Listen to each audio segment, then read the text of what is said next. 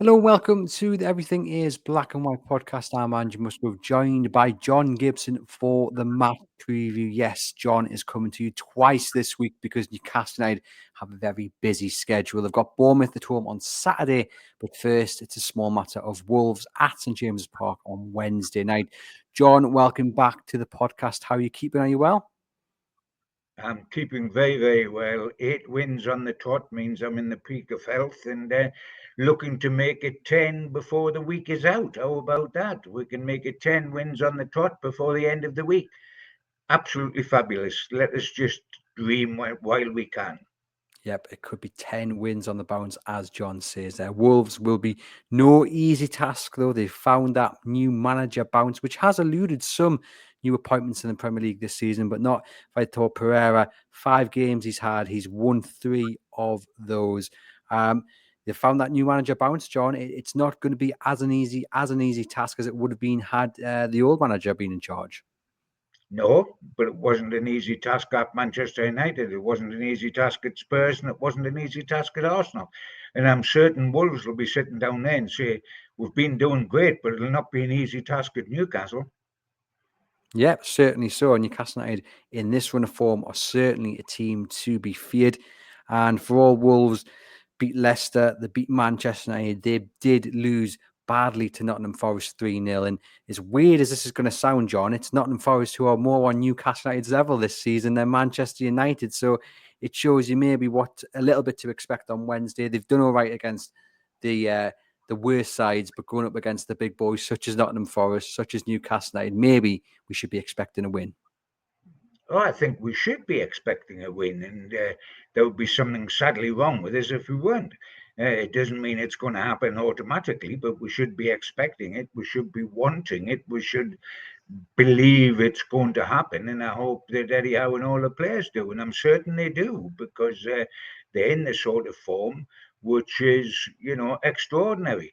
And yes, Bromley was a weird sort of match because we had 9 changes to the starting 11, so it was never going to be the same as it was in the previous games because there was 9 different players in the side. We were never going to be as front foot, as high octane, as slick passing as we normally are because we hadn't those little partnerships out on the right touchline and on the left touchline the way we normally do.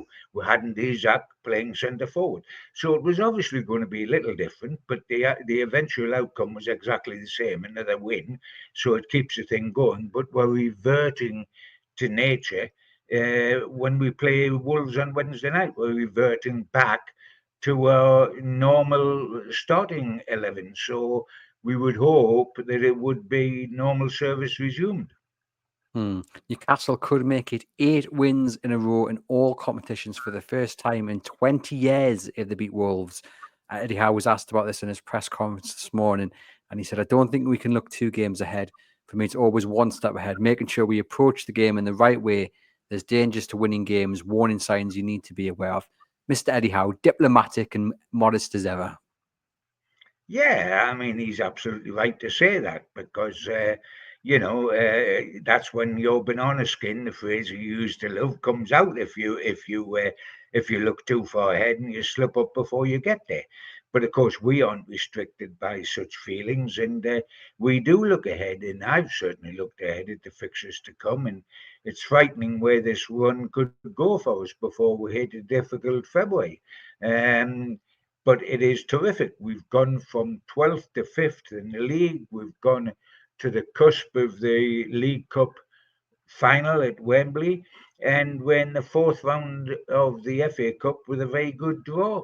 So at the moment, things are going terrific. We certainly are. And obviously, we've got this nice run of home games. We've had Bromley, we've got Wolves coming up, and then we've got Bournemouth and Fulham as well in a couple of weeks' time. And then, of course, the League Cup semi-final second leg. But this nice run of home games, John, I mean, that obviously it's nice to have so many games in a row at St James's Park. Oh, of course it is, because whatever is said, this is our fortress. This is where we're most comfortable. This is where we've got 50,000 Geordies rowing us on. I mean, our away form was iffy until we went into that magical 9 days. And beat all the big guns and suddenly looked a totally different side away from home. But if you've got good players and good players are playing well and they're optimistic and they're confident, and both those things have come back. There was a little dip, as there is in every season, where I felt that the confidence wasn't quite there in the spring, and the step wasn't quite there.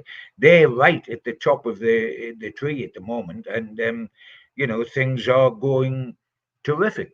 I mean, if there was one thing that perhaps come out of the League Cup tie that needs addressing long term, and it is minor compared with the great results we're getting, it is that if we go into the Champions League, and dare I say, when we go into the Champions League, dare I risk saying that, we've got to flush out the squad, because we didn't 2 years ago, and we found the burden of playing in 4 competitions a little too much to carry.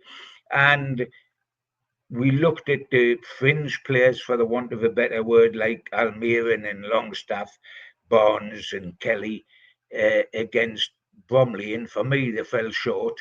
And, Almiron will be sold. Longstaff could be sold. Looks to me, just his body language, and I'm not saying it's true, but his body language, he looks to me as if he's resigned to going, if not in January, in the summer, and doesn't want it because this is his club. And he looks quite depressed the way he's playing. Barnes, and I know he's injured, and I know Eddie's told us this morning he's out for a month, and that is no help to us.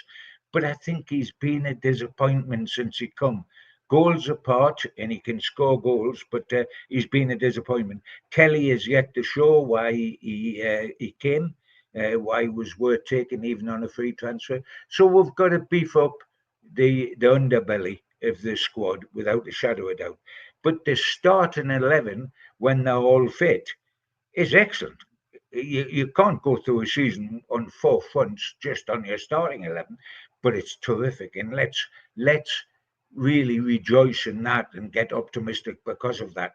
But let people like Paul Mitchell, who I'm certain will be doing it together with Eddie, looking and saying, if not in January, in the summer, we have to do something here, man. Or we have another season like we did with 2 years ago, with the wonderful optimism and the great result against Paris Saint-Germain. And then we just run out of legs and ideas because it's too much of a burden to carry. But I don't want to look at the negative side, because, we're doing so well and playing so brilliantly. It's an absolute joy to watch. I mean, in the 8 wins, we've scored 23 goals and let in 3. So we're not just scoring a pile, but we're just being very miserly at the back, and that is terrific. We've never scored in the last 8 games. We've never scored less than 2 goals in every single game we've played. Now, if you're a supporter going to the ground and you think Newcastle has scored at least 2 goals tonight, aren't you going to enjoy yourself? Yeah, certainly so. And it's really interesting about the January transfer window, because Eddie Howe was asked about business this month in his press conference yet again. And he said there's been no change to his initial assessment that it will be a quiet January transfer window. John, when you hear Eddie Howe say that again, he's been quite consistent in that message. What do you feel as a fan looking at where Newcastle United are? Because it does feel like if they could just bring in one quality player, then the Champions League goes from being a realistic possibility to maybe even, in the eyes of some, a cert. And that's not my feeling totally, but it would certainly help. And I know the club, if they could do, would do. But what's your initial kind of take on Eddie Howe's feeling on the window? As a fan, I would be disappointed if the window plays out that way. But living in a realistic world, January is a bad month to try to sign quality players in. But I know we got Anthony Gordon during January, but normally speaking, clubs don't want to sell quality in January because they haven't got time to find a replacement for that player. And they're scared of either missing out on Europe if they're up there, or getting relegated if they're down there. So it is very, very difficult to move people in January. And we have to move people out. There's no question. I think what Eddie's doing has been very astute as well. He wants to douse down any expectation among fans. He doesn't want them believing that any minute we're going to buy another Isak or another Bruno or another Gordon and then be bitterly disappointed at the end of January. He's dousing down expectations. So if the unlikely happens and we do sign big, won't there be great elation?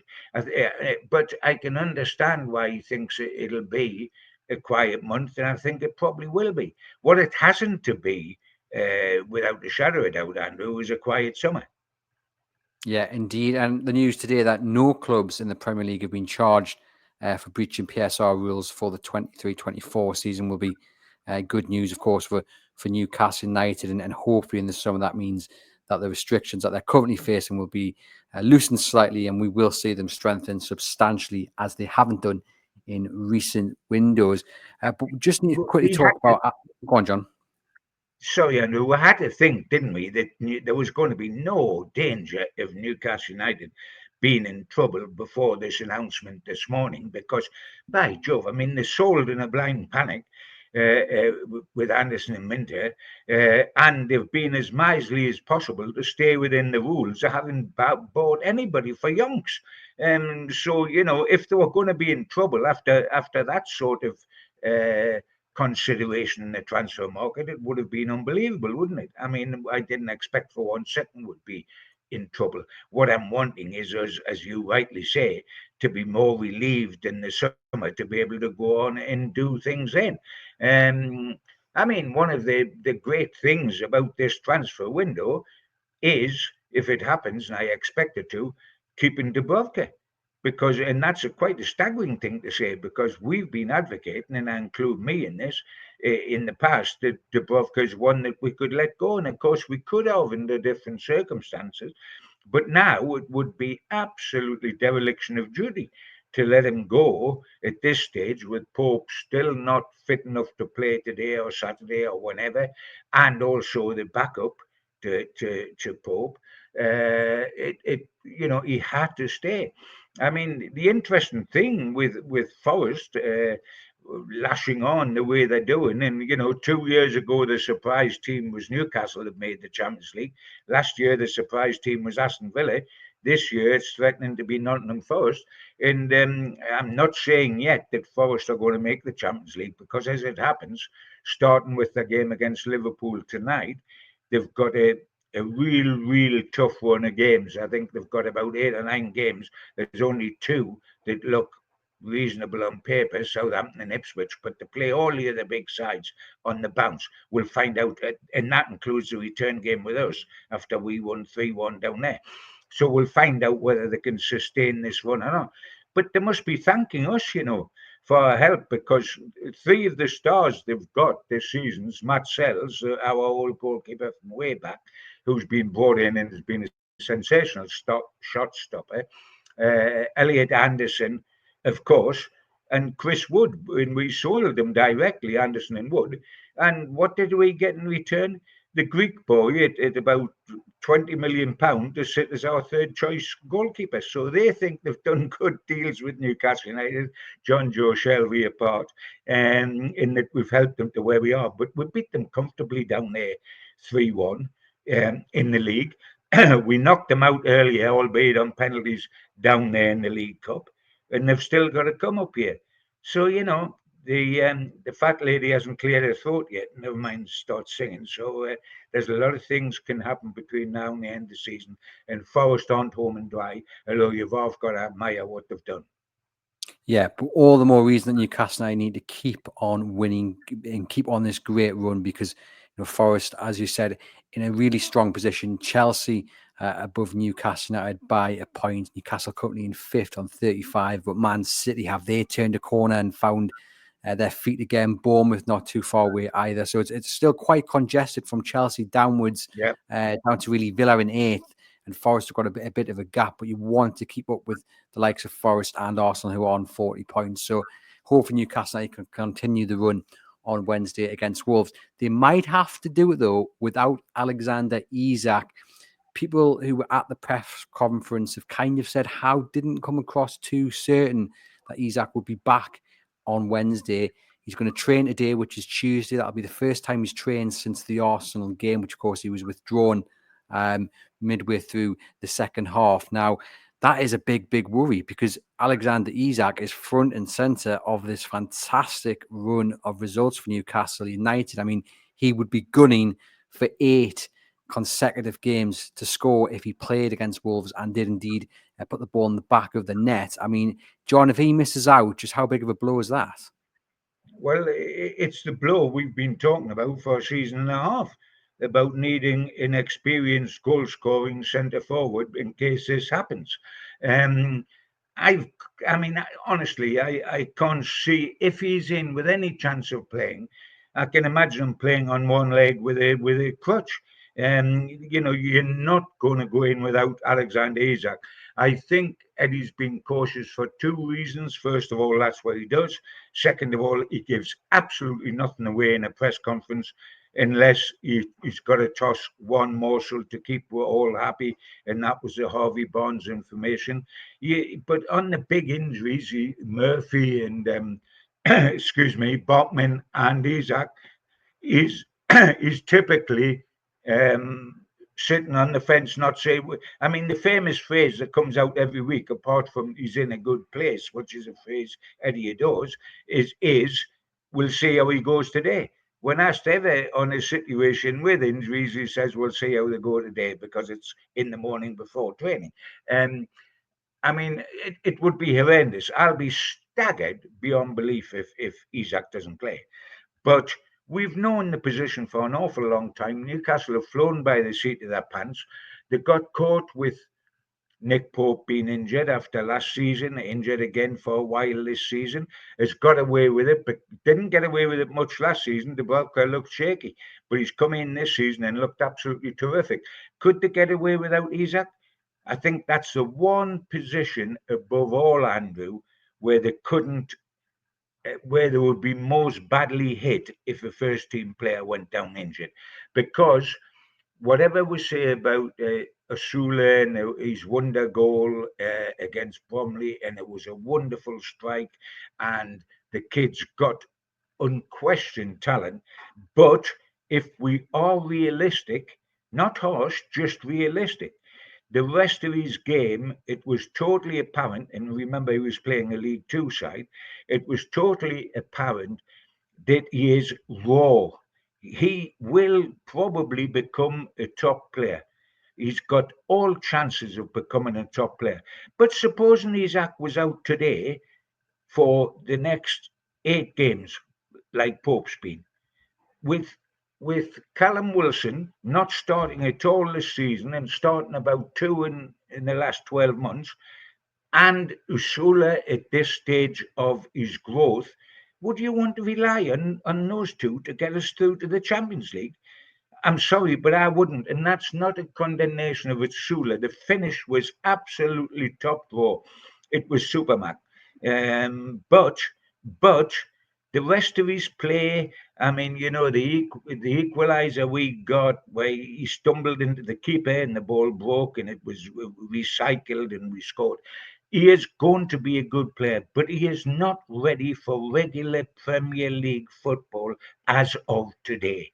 In fact, Lewis Miley, who was absolutely terrific and is bursting full of talent, is further down the road of progress at 18 than Asula is at 21. So yes, the answer to the thing is he's actually a huge worry. And for me, it is something we've got to address either in January or certainly in the summer. It would be unfair on Asula and could possibly kill what could be a terrific career if we suddenly had to play him or Gordon as a false 9 and robbing us of Gordon playing outside left when we haven't got Barnes for the next month. We are very, very vulnerable at number 9. No, I agree with you. And I thought it was quite interesting that Asula was taken off with 20 minutes to go on Sunday against Bromley because really you can't see where he's going to get any more minutes until the next round, perhaps. But then in my head, I was thinking, does that just suggest that Eddie isn't too confident on Isak for Wednesday? And then given what people have said at the press conference today and Eddie Howe's answer, just the fact that Isak has not trained since since before Arsenal, it does lead me to make a prediction that I don't think he'll start, or even, to be fair, I don't know if he'll even be in the squad against Wolves on Wednesday. That's not me with inside knowledge. That's just me making a prediction based on little bits that you see. I would be absolutely staggered. Um, no inside information, and I don't think anybody really has a lot of inside information because Eddie doesn't give that, and he doesn't talk off the record and mark journalists' cards the way some previous managers have. He doesn't do that, so we really don't know. But if they can get him out on one leg, I think they would try to get him out on one leg. Why? Because and it's our own fault, by the way, but we are incredibly vulnerable because you either play Sula, and if we are frank, Eddie Howe hasn't given Sula many minutes in the Premier League, has he? So he believes what I've just said, that the lad has got a real chance, but is nowhere near ready as of today. And if you play Gordon as a false nine, which is the alternative, you've got a problem at outside left with Barnes out for a month. Now I know Joe Linton can play there, and Isak, but we're talking about him not being available, can play there. So if you move Joe Linton, you've got to look at midfield. All right, you've got Longstaff and Miley, but that's going to impact on the midfield without a shadow of a doubt. So we're in trouble. But whether we're in trouble for this match or not, we've known for a while about Isak and the worry about Isak.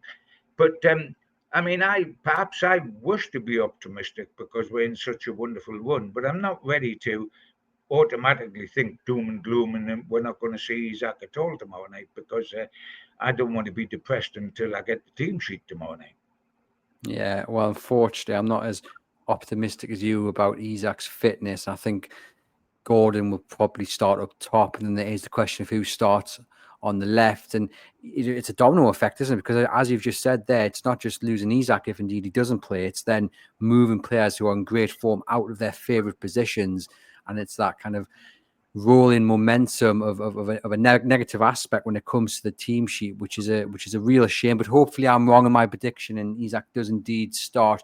But you're right, it just reaffirms the need to go out and get a striker who can compete with Alexander Isak. I think that's the key as well. Not just come in and fill in, but you want someone who can push Isak every single day in training to the point where he really has a headache and has to make a difficult decision on who he starts and who that man is. I don't know how much that man would cost. Well, you're looking in the region of 60 to 70 million at least. It won't be this January, John, unfortunately, but it has to be in the summer, doesn't it? Oh dear, oh dear, oh dear. Absolutely. And by the way, and I know exactly what you mean, and you want players around that are going to push the current incumbents, but I can't think anybody that would push Isak for a place in any Premier League side in the country. He's that good. But yes, you do want that sort of competition, and you know that the boy's not going to play 38 league games plus all the cups in a season. So you desperately need that. What I would also like to see, and it's a very small point, and it almost doesn't matter, Andrew, but I'm a great believer in it. Isak is one of our great centre forwards. I'm talking about in history, by the way. I'm not talking about currently. I'm talking about in the history of Newcastle United. And as we're a club of number nine legends, and he is really a number nine because number nine is just a centre forward, and he is a centre forward. But next season, I want him to stay, and if we're in Europe, he will stay, and as opposed to be transferred. But I want him to be given the number nine shirt, so he is officially a number nine legend. It's currently with Callum. Callum will have either left us, or if he stays, because Eddie wants him around his mascot or his backup or whatever it is, you can rely. I don't think he's going to go off in the hoof if he isn't allowed to keep his number nine shirt, Callum, because it's more. What's much more important is where his future is. But give the number nine shirt to Isak. Then he's officially a number nine legend. I know the number nine just means a centre forward, and he is that. But that's what I would like to see. But we've had this problem with Isak for a long while, and if it comes and bites us in the bum, I'll be very angry, man, because it's not as if you couldn't see it coming, is it? Yeah. Yeah, that's one of the criticisms, and it's just rinse and repeating again. Obviously, if the club could spend, they would spend, and it is the PSR restrictions more than anything that's holding them back. But it just reaffirms the need, as soon as they possibly can do, to go out and get that striker. And look, a man who will play on Wednesday for Wolves, he served his 2-match suspension, is Matheus Cunha. And for me, I know he would cost a lot of money, John, but he is my ideal signing because he can play up top. He can play on the left. He can play on the right. He can play as a number 10. I think Eddie Howe loves these versatile players. He also likes players who have shown they can do it in the Premier League. And for me, Cunha just fits the mould absolutely perfectly. I'm looking forward to seeing him on Wednesday. I'm hoping he has a bad game, but I think he would be ideal for Newcastle United. Terrific player. Top goal scorer for them with 10 goals in a side fighting relegation. So that tells you what his impact has been. Shame from our point of view that he's coming back in this game. But goodness me, we're talking about the Premier League here. We played all Arsenal stars. We played all the Manchester United stars who have been on a revival since we beat them, and we played all the Spurs stars. So every team we play is going to have good players. We'll be sitting in a couple of days' time saying that Bournemouth's been on a terrific run and enlisting their good players, and of course they've got good players, and they are huge danger coming here. But we've just got to get on with that, and we've got a defence that's let in 3 goals in 8 games. So we've got to take charge of these people and stick them in the back pocket. Well, we'll talk about the defence because that is probably one of the big questions when it comes to team news. Tino Livramento will come back in and play right back. You'll have Lewis Hall, of course, at left back. But then it is who starts as the centre-back pair, and Fabian Schär now available after suspension. Obviously, he played against Bromley, wasn't tested too much. You've got Botman back from injury, and you've got Dan Burn in absolutely terrific form. Before I get your view on it, John, let me just read out what Eddie Howe had to say regarding Sven Botman. He said, after 2 big physical games with Sven, we need to rest and recover. There was a few warning signs that he was going into a fatigue. Then, of course, you need to get back up and running again because the schedule is relenting. He's previously spoken about how he'll not just drop Dan Burn because Dan's been absolutely instrumental to the good form they're on. What does he do on Wednesday? Who started centre-back? Well, as you say, I think 3 of the 4 nailed on. Livramento, Burn and Hall will all play and in their usual positions. I'm talking about Big Dan because they've been tremendous all season. They're nailed on. They're nailed on. It's only whether it's Botman or Shaw. And really, that's quite comforting because unlike Isak, who's the only centre forward we've got, Botman and Shaw are both good players.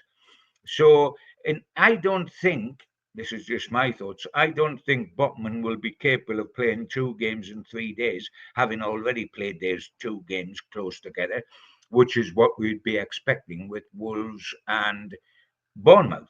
Um, I think it would be asking a lot from him to start in those 2 games.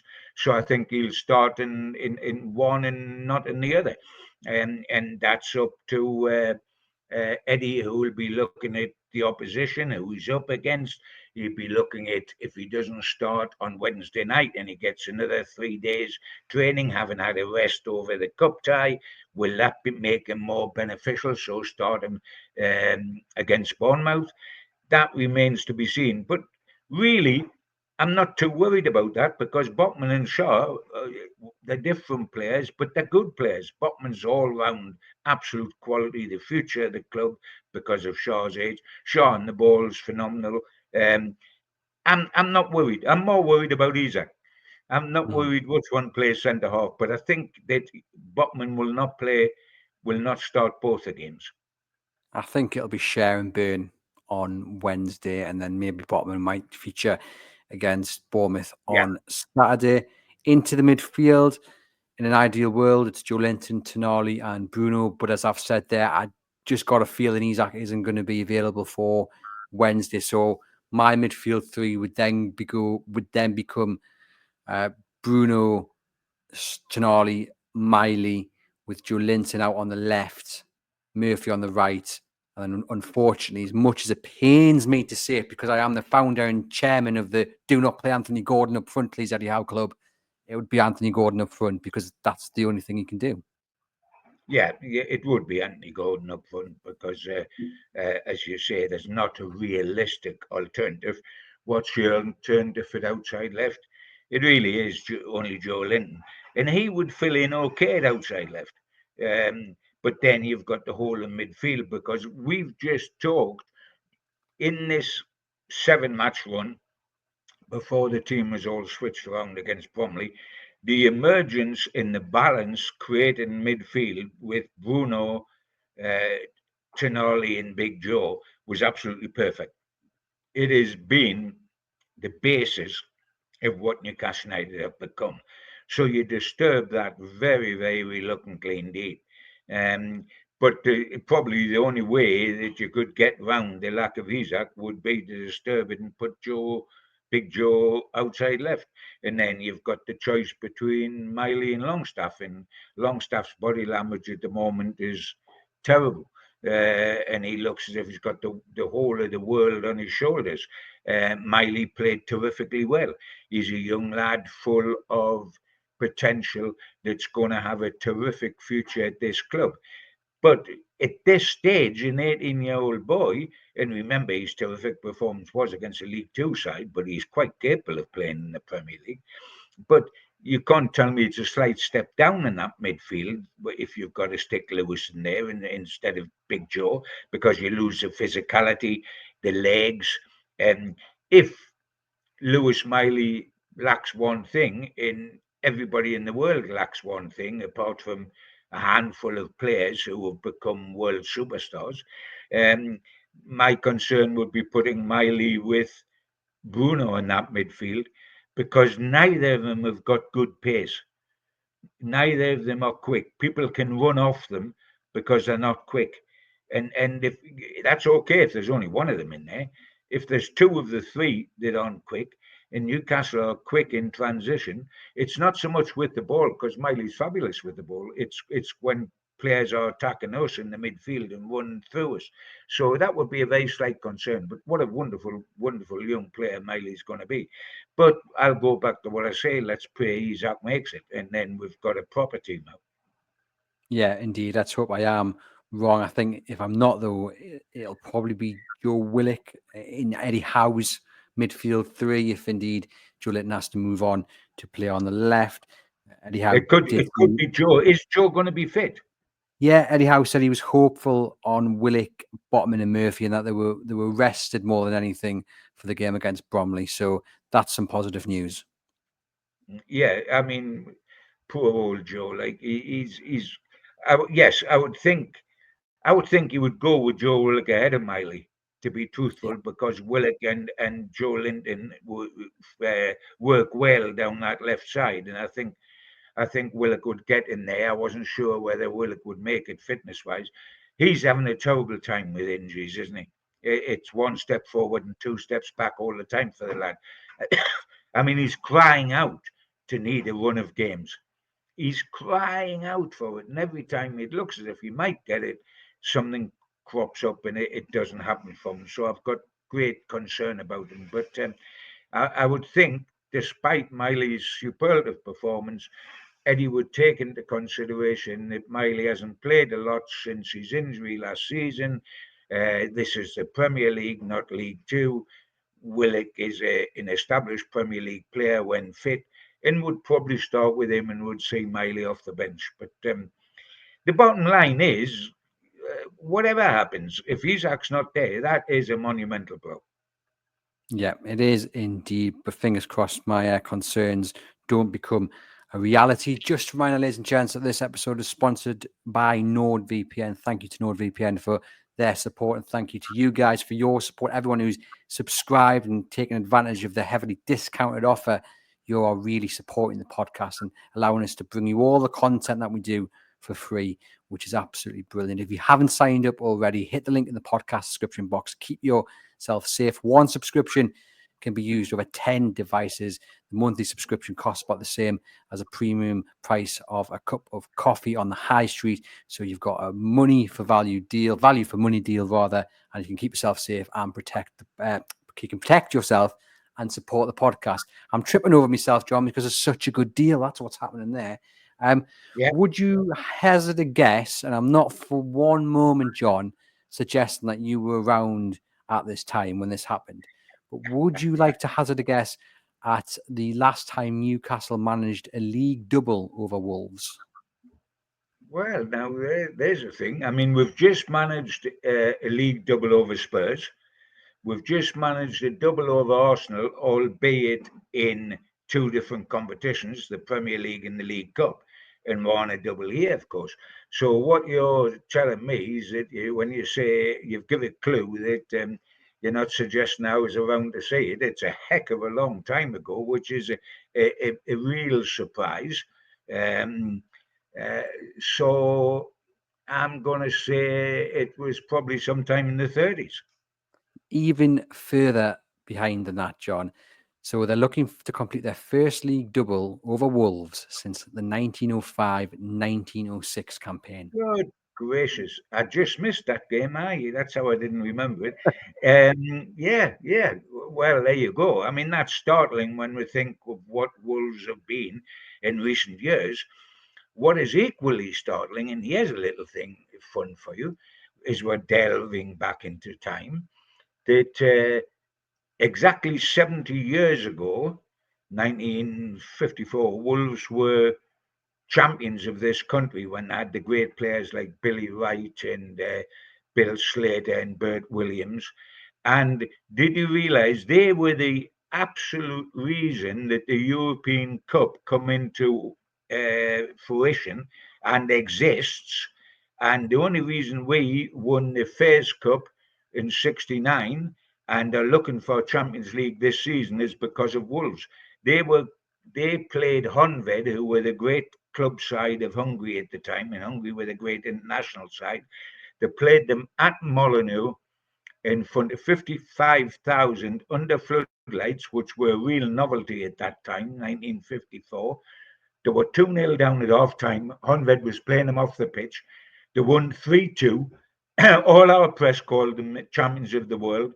And L'Equipe, who were pushing for a European competition, used that match to say there must be a European competition. Look at the interest created by the champions of England playing the champions of Hungary. And within a few months, the European Cup happened.